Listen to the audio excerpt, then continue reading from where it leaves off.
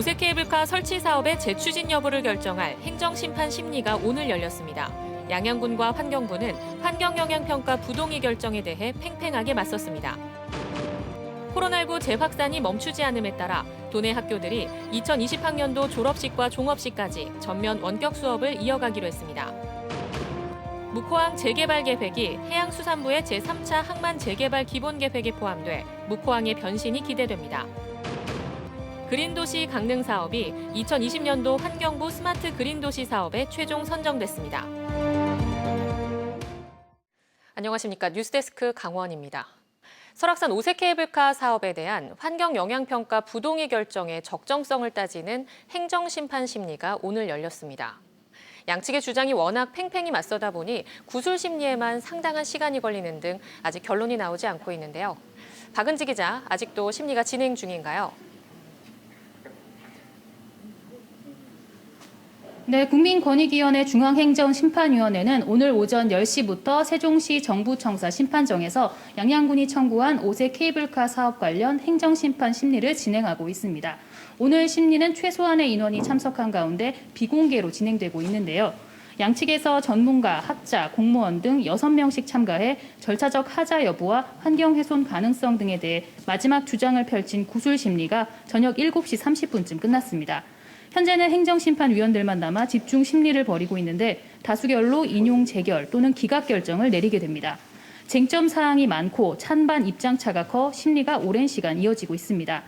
심리가 진행되는 정부청사 앞에서는 양양군 친환경 케이블카 추진위원회와 환경단체가 각각 인용 재결, 기각 결정을 요구하는 피켓 시위를 열고 신경전을 벌였습니다. 양양군의 주장이 받아들여져 인용 결정이 나면 사업이 재추진되고 반대로 기각되면 사업이 사실상 백지화되기 때문에 결과에 따라 희비가 엇갈릴 전망입니다. 인용 재결 결정이 나면 환경청은 불복할 수 없어 양양군은 중단됐던 환경영향평가 본안 보완에 나서게 됩니다.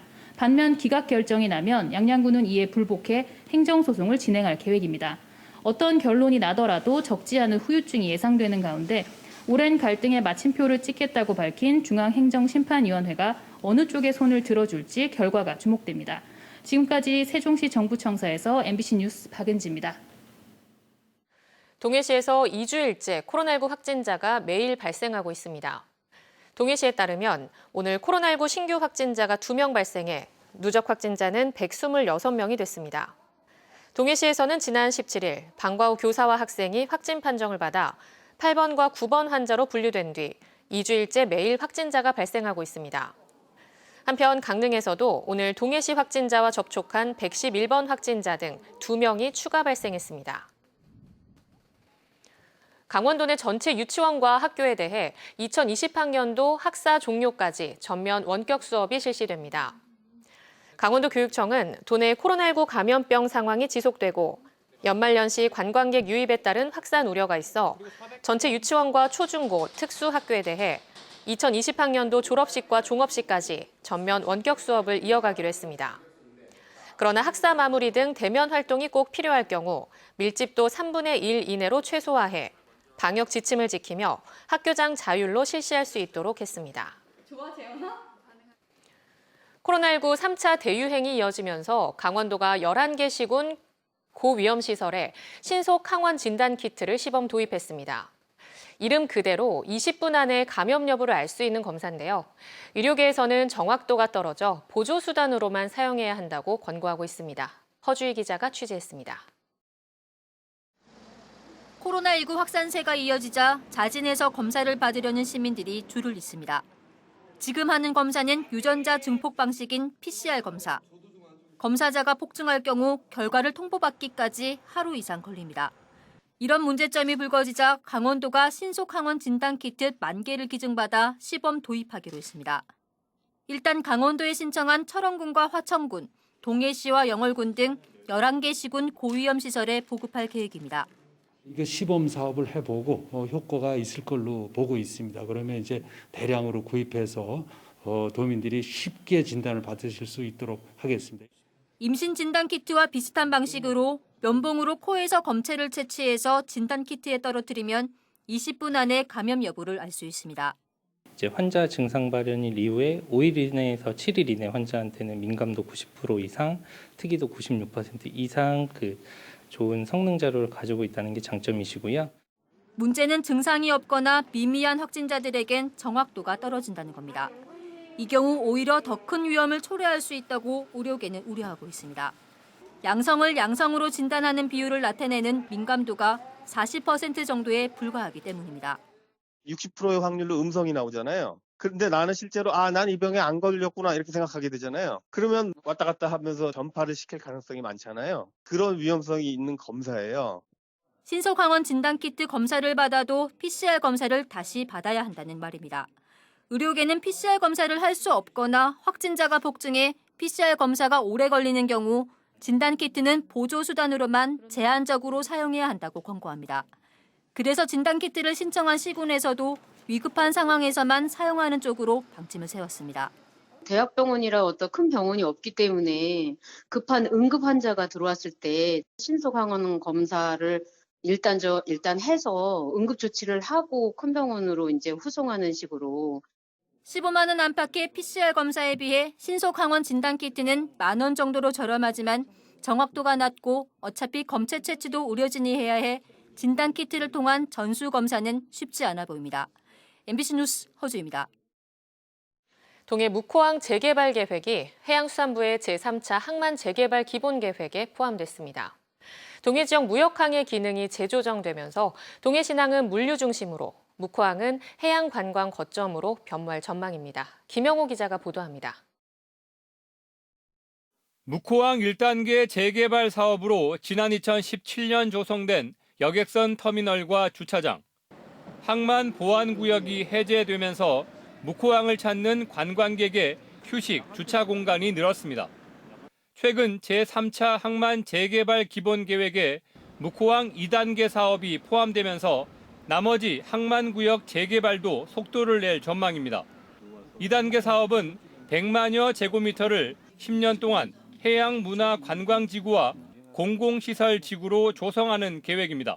묵호항의 시멘트 부두 이전 및 투기장 매립으로 확보되는 항만 공간 재개발을 통해서 도시 환경 개선 및 체류형 관광 공간이 조성될 계획이 있습니다.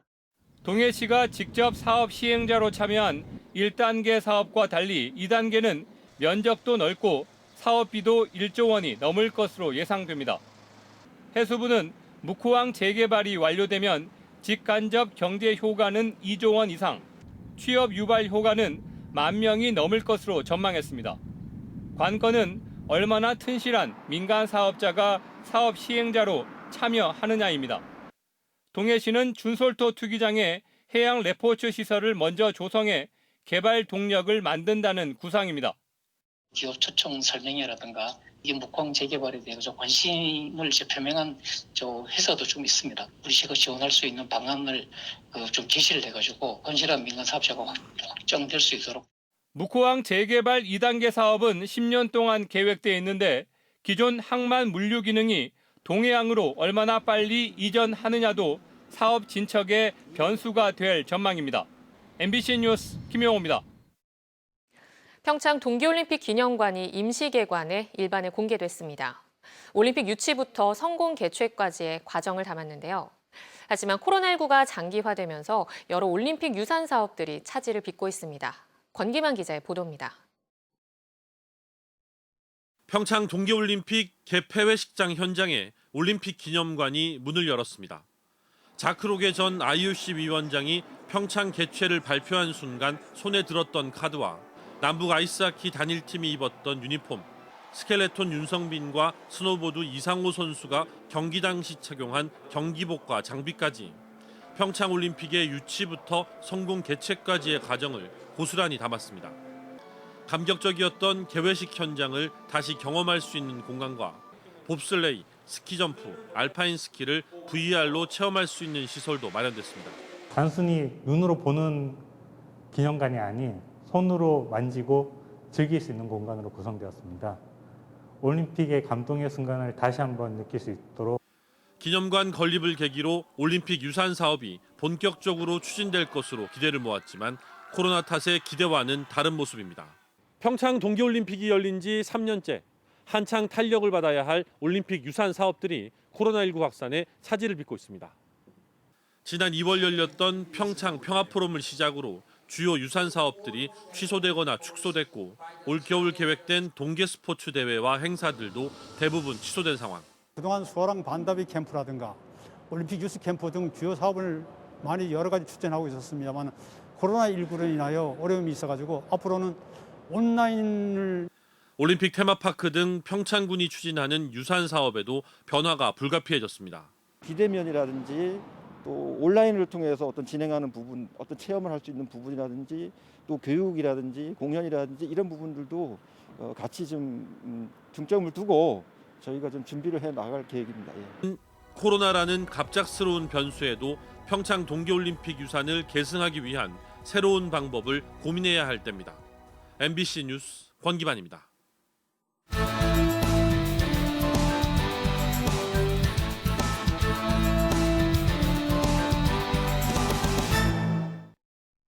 지난 24일부터 속초 생활치료센터와 속초의료원에 입원했던 동해 지역 코로나19 확진자와 보호자들이 순차적으로 퇴원합니다.